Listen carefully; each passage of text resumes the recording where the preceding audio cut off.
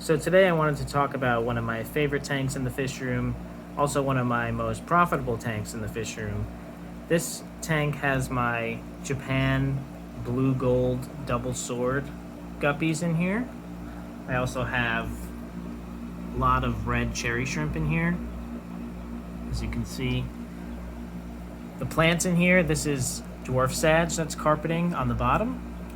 And then I have some jungle val that kind of stretches all the way back. This is a 20-gallon tall that I have on its side. So this tank is kind of a perfect example of a breeding fish for profit tank. The guppies are obviously very prolific.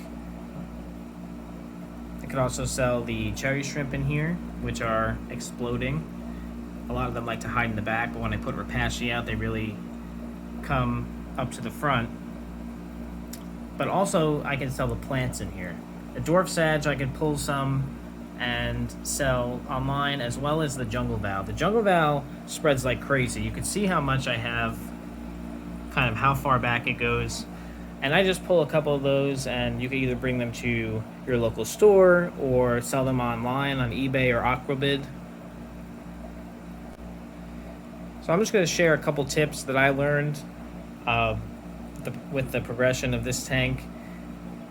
Right now, I started out with 2 trios of the Japan blue gold guppies, and originally had them in this 10-gallon tank up here, with where my Santa Claus guppies are right now temporarily.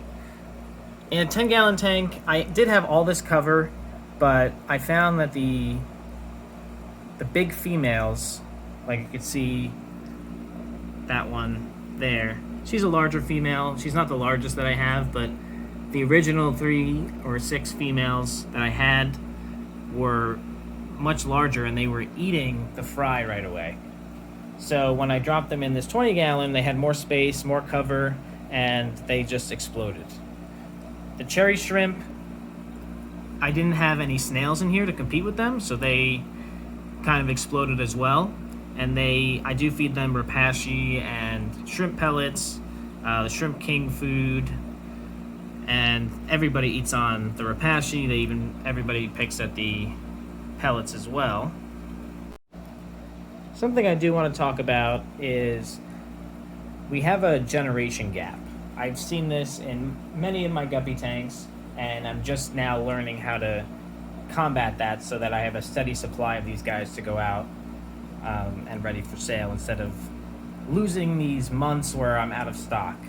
So the original trios that I had in here had a lot of babies, and they've all grown up to sellable size at this point. If I had to guess, there's probably at least 60 fish in here. It doesn't look like it, but when you see how far back the tank goes, there are a lot of fish in here. But something I haven't seen are any new babies. And that's because there's so many fish in here now that when babies are born, they're eaten right away. No matter how much cover I have, you can see I even have, like, the jungle val is so tall that it's creating some cover right on the top level. So what I've actually had to do is, after putting that female in there for about a day, she dropped her first drop of babies in here. You can see it's probably like about 10, maybe a few more. But now, had these babies been born out of this breeder box, you could see all the guppies going around them trying to eat them. So with all these fish in here, there's no way that any babies are surviving. So what I've had to do in a lot of my guppy tanks is actually put some kind of breeder box in there with a female that I think is ready to drop, and make sure that the babies are protected. I put some frog bit in there so that the mother doesn't eat any of the babies. She probably does eat a couple, but at least they're not a snack for everybody in the tank. You can see in my Nebula Steel Guppy tank, I like this net better because I think it's less stressful for the females. It's a lot more room for them.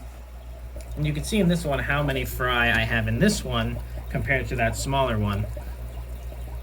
This is actually 2 drops, but you can see how many guppy fry I have in here, and they're very small fry.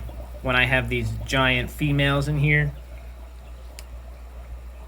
the females in the strain get pretty big, and they love snacking on the newborn babies. Even though all this Pogostem and Stellatus octopus completely takes over the whole tank, they still get eaten again because there's just so many fish in here.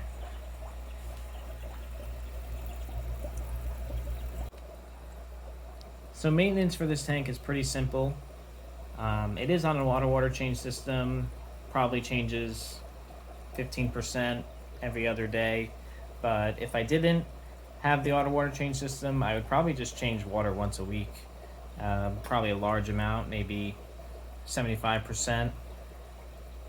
And I don't put any fertilizer in here. The substrate in here is eco-complete, so it feeds the dwarf sage and the jungle vow, since they're both root feeders.